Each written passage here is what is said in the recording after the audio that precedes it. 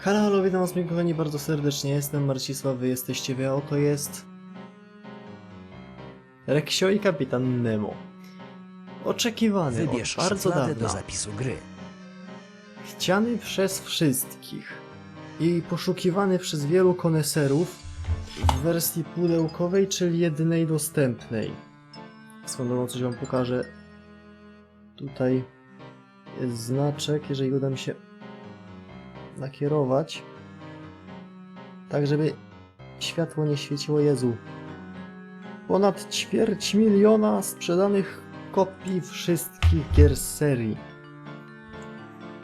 Chociaż jeżeli podliczamy do tego gry logiczne, takie jak Przedszkole Reksia, Ortografia Reksia, takie tam badziewia, no to tego może się zrobić troszeczkę więcej.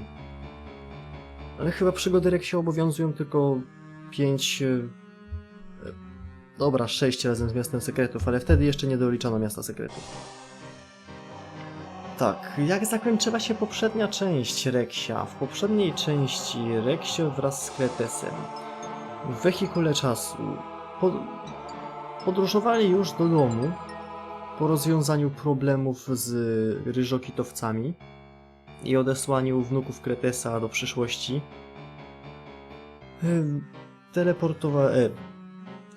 Przenosili się w czasie do niby teraźniejszości, ale niestety Kretes nie był pewien, na którą ma nastawić, więc no, teleportowali się, już tak powiem, do mniej więcej końcówki wieku XIX. Czasu wielkich wynalazków i no, tak zwanej epoki. Jak się chyba mówi. Pierwsze co się pojawiło naszym bohaterom, to to, że wszystko dookoła jest w sepi. Przynajmniej w tamtym momencie wszystko było w sepi, taki ciekawy zabieg. Spotkali koguta, który wyglądał troszeczkę dziwne miał ubranie. Który po tym jak się z nim przywitali, myśleli, że to jest ich kogut, on do nich zaczął po niemiecku i no przedstawił się jako Herr Finder, czy jakoś tak podobnie. To znaczy z niemieckiego kogut wynalazca właśnie. I zademonstrował im swój wynalazek, czyli kolej parową chyba. Przez zaprezentowanie im swojego wynalazku roztrzaskał nasz wehikuł, co jest nawiązaniem do, z tego co pamiętam, chyba trzeciej części Powrotu do przyszłości. W trzeciej części maszyna została rozjechana przez właśnie też ciapąg. Ale może tutaj zatrzymajmy się z moją opowieścią, bo ja nie jestem w tym momencie przygotowany. Czas zleciał strasznie szybko. A wy chcecie gry. Gra, ponieważ jest ostatnią częścią tego cyklu 2D, ma w sobie pewne ciekawe udoskonalenia. Na przykład nie mamy żadnego systemu save'ów. Mamy 4 sloty na rozgrywki, Rozpocznij grę. które działają na zasadzie checkpointów, do których możemy sobie później wracać, to wam kiedyś zademonstruję. Oraz mamy podział na trudny i łatwy poziom trudności. Łatwy poziom trudności ma po prostu w pewnych miejscach mniej przeszkadzajek, gdzieś tam nie ma limitu czasowego, a niektóre zagadki w ogóle są wyrzucone. Zagramy oczywiście na trudnym, ponieważ trudny posiada tą jedną rzecz, że na napisach końcowych mamy dodatkową scenkę. Poziom trudniejszy. Jest to scenka mało ciekawa, ale chcę ją wam pokazać. No i poziom trudny wcale nie jest aż taki trudny. Zagrajmy na jedynce. Rozpocznij grę. To działa! Klasyczne Już przypomnienie. mogę wspominać? To wspominam. Moje życie dostało kompa w dniu, w którym na moją wyspę przypłynął dzielny pies Reksio i pomógł mi odnaleźć skarb piratów. Potem wziąłem go w podróż kosmiczną, gdzie własnoręcznie pokonałem złego kuratora, tak, że aż stał się dobrym kornelkiem. No a potem Reksia porwali jacyś czarodzieje. No to musiałem go ratować. Ale jak wróciliśmy do domu, to się okazało, że musimy zbudować wehikuł i cofać się w czasie i coś tam rozplątać. Wehikuł, o ile pamiętam, wyglądał jakoś tak, a może trochę bardziej o tak, i jeszcze tu miał lejek. No, a jak się już zaczęliśmy nim cofać w tym czasie, to strasznie się to wszystko poplątało i zupełnie nic nie zrozumiałem, o co w ogóle chodziło. Nadrabiałem miną, przyznam szczerze, o taką, jacy starożytni kretoni byli i teleportowali dinożarły, walczyłem w turnieju rycerskim, konno zresztą. Potem byliśmy u jakiegoś zdziadziałego kreta, no, w przyszłości. Nie wiem po co. Wreszcie wylądowaliśmy w starożytnym Egipcie i tam się niby wszystko wyjaśniło, ale niestety zamiast do domu cofnęliśmy się do tego, do tego gamonia w berecie, no. I on nam rozwalił nasz wehikuł w drobny mak, pociągiem. No a potem podłączył mnie do jakiegoś szaleńczego wynalazku, żebym mu wszystko wyśpiewał o wehikule. A tamtym czasem moja Mol czeka na mnie na kuranie, a jej głos jak makaron. O, siedzi Kretys podłączony do tego projektora.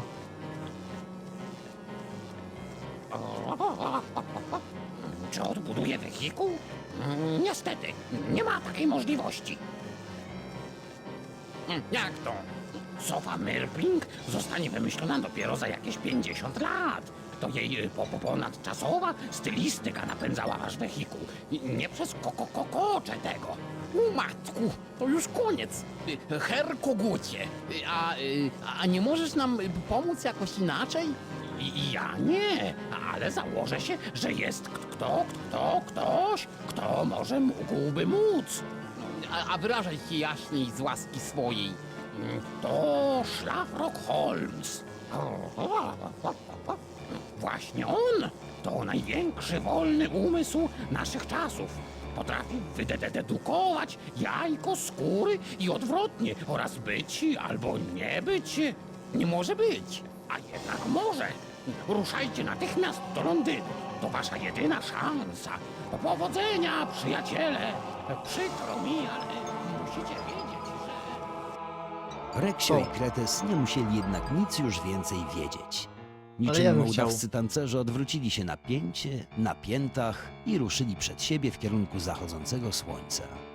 Wielka podróż, którą właśnie rozpoczynali, miała ich niebawem zaprowadzić w głąb niezbadanych jeszcze kontynentów i oceanów. Wreszcie dotarli do mglistego Londynu. Ale mglisty ten Londyn. Powodzenia, panie Frog. Hurra! Idę o zakład, że się panu uda! Sensacyjne odkrycie w Egipcie! Tylko w Timesie! Tego pamiętajcie, tego gościa. Jakaś Jest dość ważny. czytam. Prowadzę śledztwo w Paryżu. Adres do korespondencji Pola Marsowe 1. No co za pech. Bez sensu, zupełnie.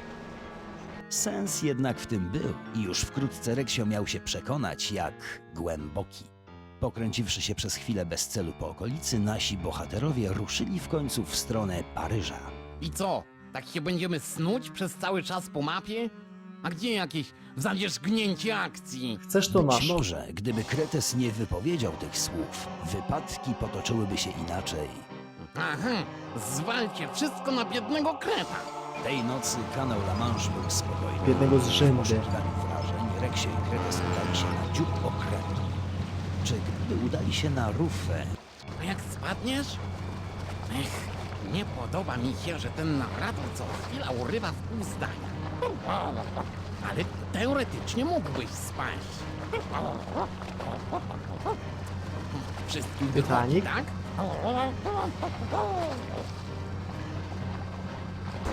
O, nie mów... Jak leciała ta muzyka z Titanica? Reksiu, w Nie porządku? pamiętam.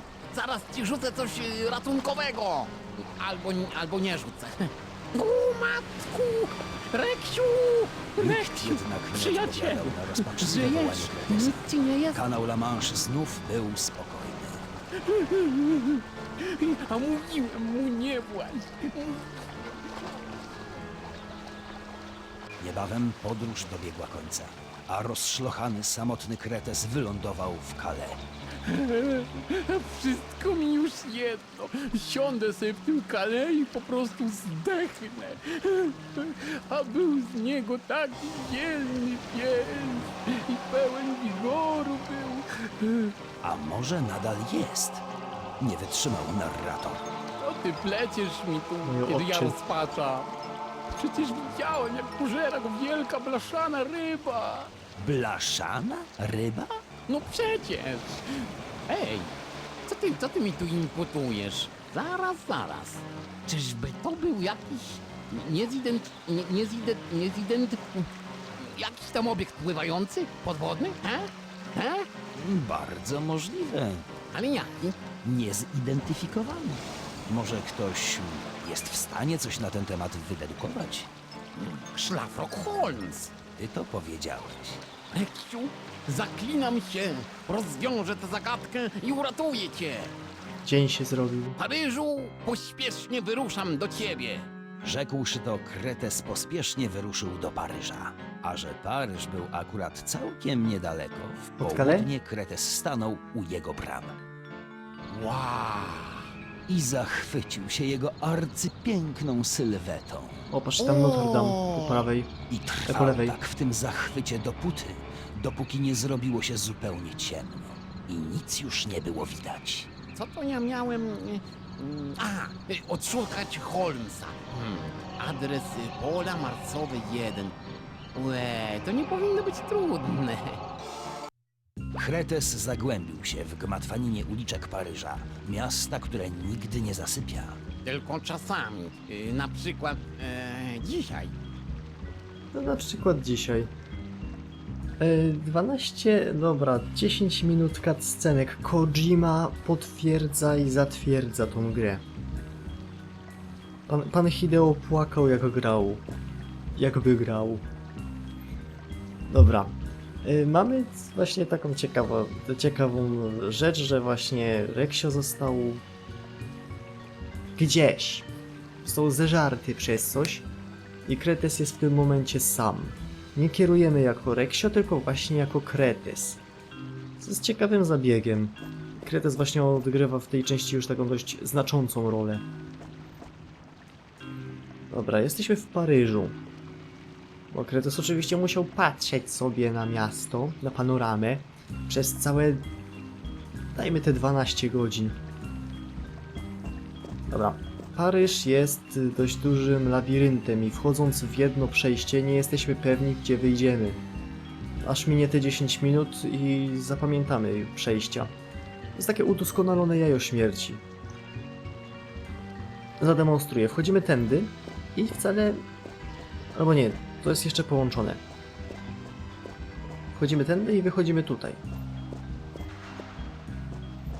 I patrzcie, no, sobie leży, śpi.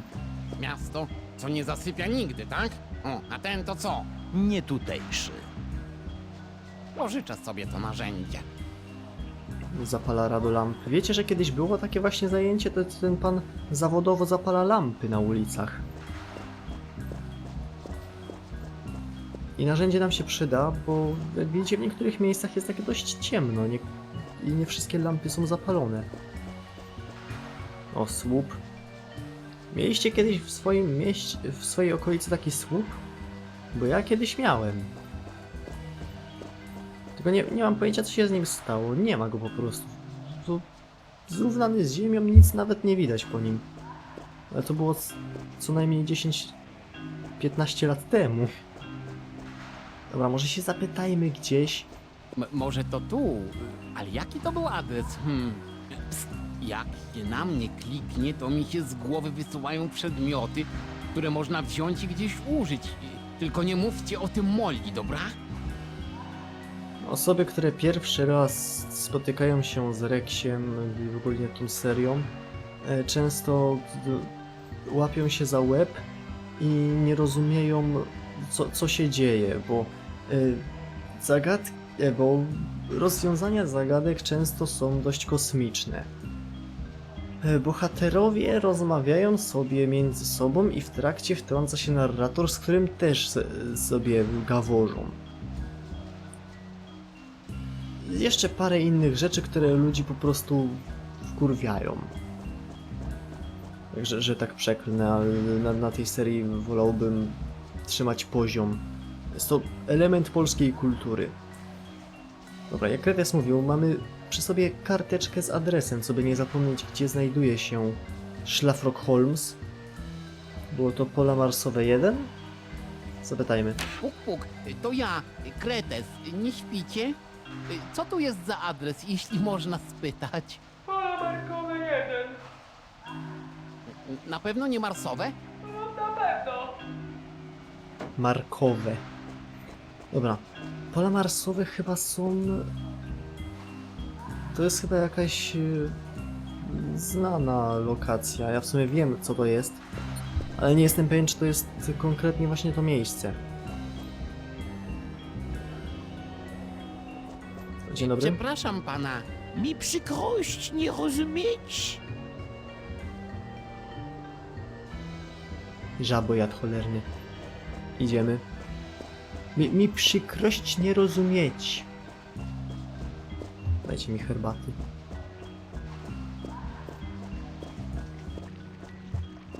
Widzicie? Teoretycznie poszedłem tam na górę, skręciłem w bok i jestem tutaj pod mostem. Skończyłem pod mostem.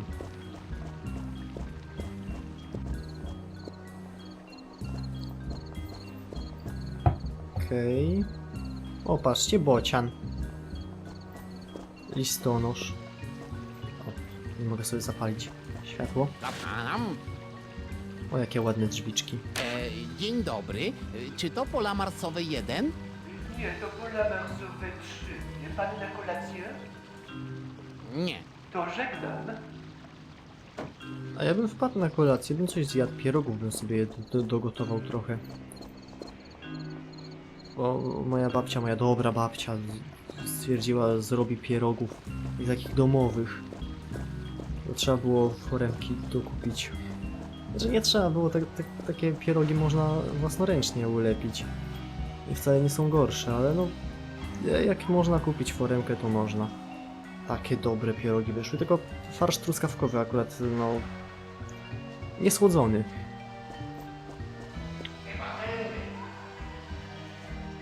Dobra. Można też właśnie przechodzić kanalizacją, jak właśnie widzicie.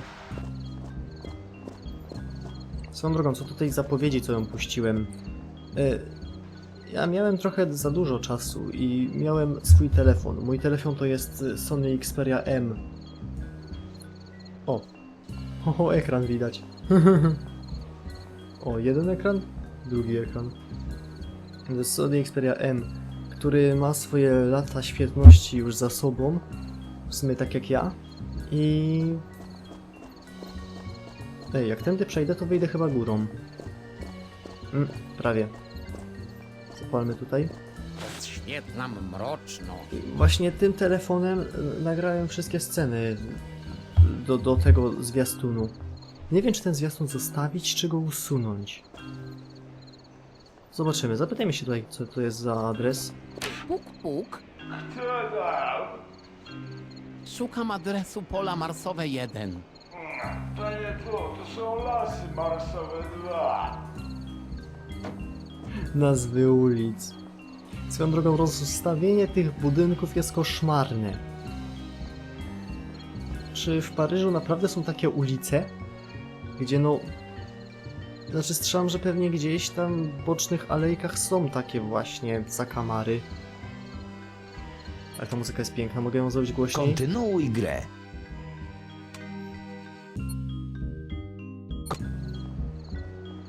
Ej, nie wiem, czy będzie dobrze, czy czasem nie będzie mnie zagłuszać, ale ta muzyka jest piękna. Naprawdę, jak chcecie muzykę z Reksia samą mieć, jak wejdziecie na taką stronę, nazywa się przygodyreksia.pl i tam jest wybór miejsc, tam jest wybór podstron i naciskacie Reksio rozdaje Lecz nie, naciskacie Nora Kretesa i w jednym z guziczków jest, jeden z guziczek to, z guziczków to gramofon. Naciśnijcie na niego, tam możecie sobie pobrać całą ścieżkę dźwiękową i no, razem z dialogami, ale dialogi są mało ważne. W formacie normalnym, dźwiękowym, do przesłuchania sobie muzykę. Dobra, jesteśmy obok pana listonosza. O, popatrzcie, ma torbę Poczty Polskiej. I ogólnie bocian. To jest ten listonosz jest nawiązaniem do serialu Alo Alo. Jeżeli oglądaliście, to będziecie wiedzieć, o co chodzi. Dzień dobry. Dzień dobry. Panie, znasz pan taki adres? Listonosz powinien znać. Alo, monsieur listonosz, czy wie pan może, gdzie jest adres pola marsowe 1? Może wiem, ile nie powiem. Jestem kretym w potrzebie. Niechże pan ma litość. No dobrze, ale najpierw musi pan dostarczyć tę pyczkę na adres Pylabywykowe 5. Byłyby wykywy 5? Nie, Pylabywykowe 5. A, teraz rozumiem. Proszę o to pyczka. Jest to nawiązanie do właśnie listonosza z serialu Alo Alo. To chyba był listonosz, który nie znał języka francuskiego, ale mówił nie, po angielsku, ale z takim właśnie francuskim akcentem i myślał, że mówi po francusku. Ja Alo Alo oglądałem tylko parę odcinków, więc nie jestem pewien, ale tak chyba było. Szukamy przejścia. Szukamy pól biwakowych 5.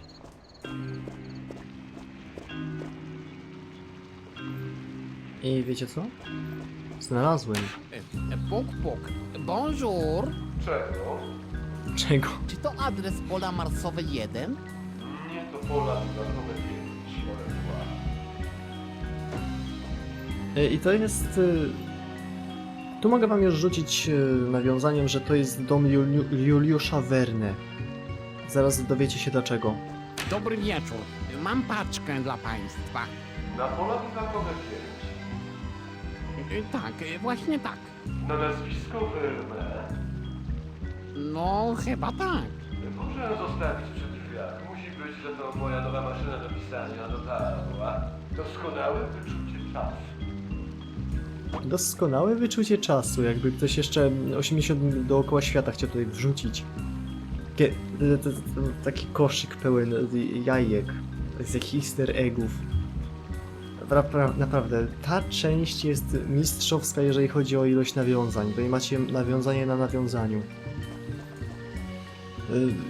Paczka na pola biwakowe 5. To mi nic akurat nie mówi, ale no na nazwisko Verne. Jeżeli ktoś chce jeszcze coś, bo to może być inny Verne, to jeszcze maszyna do pisania. Jeszcze takie małe, to może nawet nic nie znaczyć, ale no, świetne wyczucie czasu. Które sobie cenił Phileas Fogg, bohater... Nie tędy. Bohater 80 dni dookoła świata. Których muszę się przyznać wam nie czytałem. 80 dni dookoła świata. I panie dostarczyłem. Dostarczyłem paczkę. To powie mi pan teraz, monsieur, gdzie znajdę pola marsowe 1? No dobrze, umywa to umywa. Za moją furgonetką jest przyjście do okolic Bystylii. Musi pan dotrzeć na zyplecze czerwonego młynka. Tym znajdują się pyla mersywe 1. Merci beaucoup. I teraz się pożegnam. Tylko nie na mnie.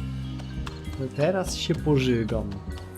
Możemy iść tam tą stronę, no nie za bardzo, ale możemy przejść przez te drzwi.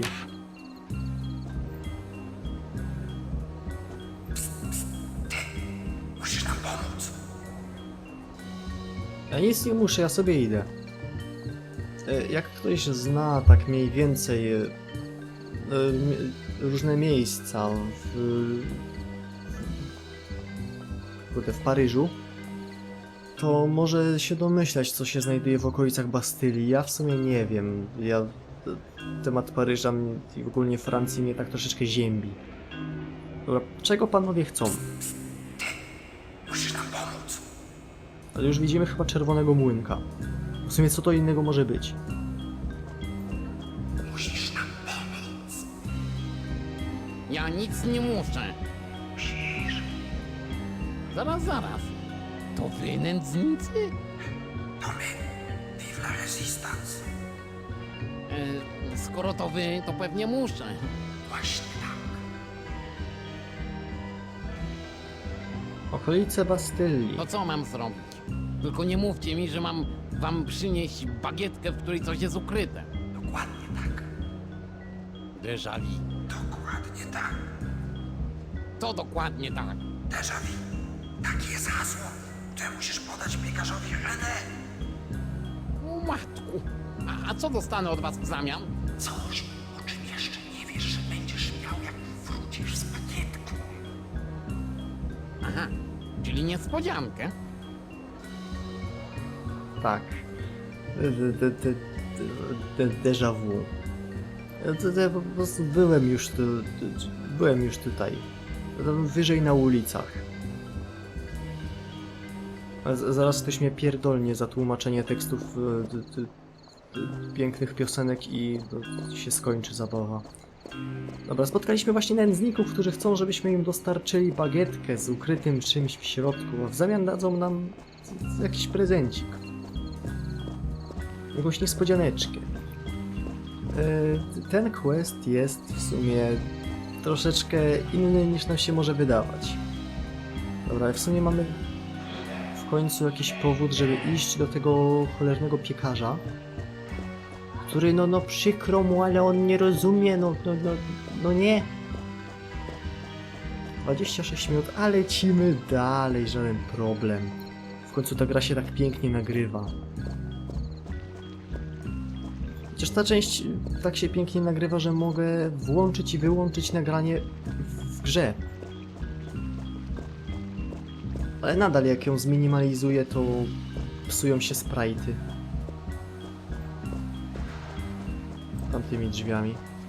Że tamtą bramą. Łukiem, czymkolwiek. Pograłbym sobie w sumie w Assassin's Creed Unity. Miałbym większe skojarzenia z tą architekturą. Ale dobra, panie René. Posłuchaj, René, bo nie będę powtarzał 2 razy. Déjà vu. Voilà. Déjà vu, I just been in this place before. Dobra, jak widzimy pojawiła się kolejna bagietka. Bagiety jadu po prostu. Mamy bagietę. Idziemy z bagietą do nędzników. A zjadłem sobie taką bagietę.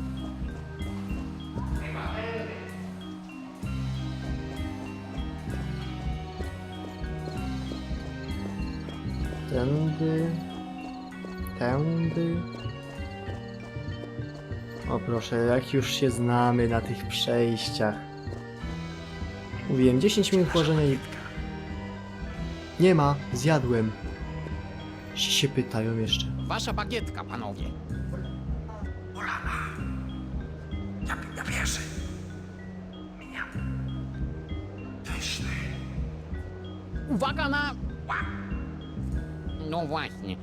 Czy mogę teraz dostać to, co miałem dostać? O czym jeszcze nie wiedziałem, ale już wróciłem. Oczywiście, proszę bardzo. Oto łom, który właśnie znaleźliśmy w bagietce. Zaraz. A wam nie jest potrzebny? Przecież po to... Wcale nie po to byliśmy głodni, a to jedyny sposób na René. No dobra, to biorę. Wielkie dzięki. Tak. W sumie nie mam pojęcia, w jakim momencie powinienem zatrzymać rozgrywkę.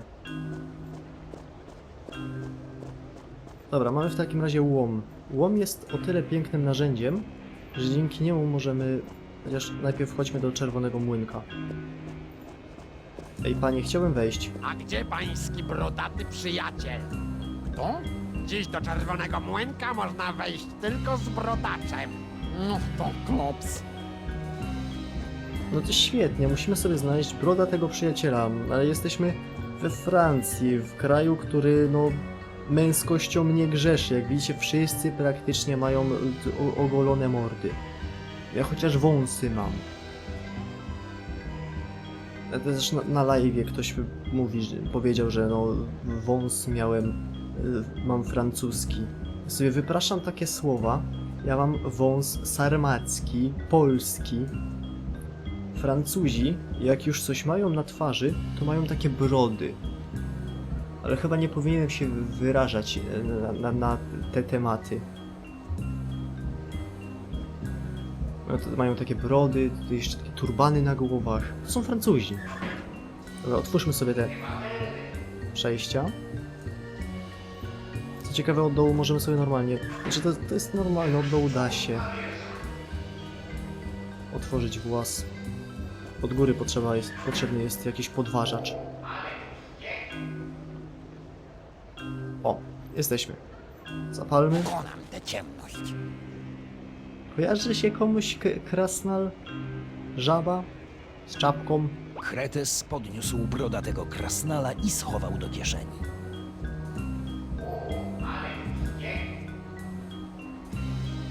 Dobra. Idziemy do... Te dwa ostatnie są ze sobą połączone. To jest taka właśnie miejsce. Znajdź sobie, panie, przejściem. Gdzie jedno jest przejściem, a reszta jest połączona między sobą. Dobra. Dajemy brodatego Czy ten przyjaciela. przyjaciel jest wystarczająco brodaty? Absolutnie. Zapraszam. No i wchodzimy.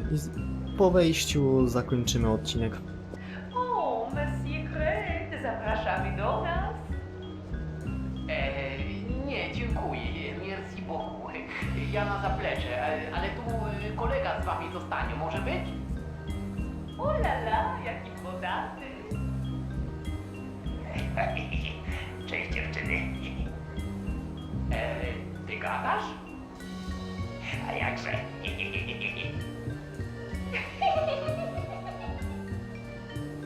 Bo łajasz wersji. Łajasz. No, włajasz. Wymamrotał Kretes i lekko zmieszany opuścił czerwony młynek. Oj Boże, jaka ta scena była głupia.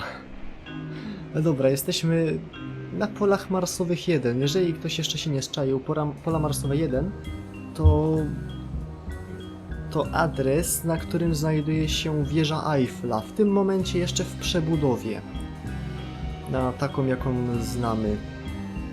Ale wieża Eiffla i następne sceny z gry zwiedzimy w kolejnych odcinkach, które już niebawem, moi drodzy. Dobranoc wam w tych ciemnych zakamarkach Paryża. Żegnam się z wami ja, Marcisław. Kretes się z wami żegna. Reksio też by się z wami pożegnał, gdyby nie to, że został pożarty. Maskotek też by się z wami pożegnał, gdyby nie to, że jest zajęty. Dobra. Mam nadzieję, że wam się podobało. Zostawcie lajka, jeżeli tak. Do zobaczenia w kolejnych odcinkach, które już niebawem, kochane dzieci Boże. Siema.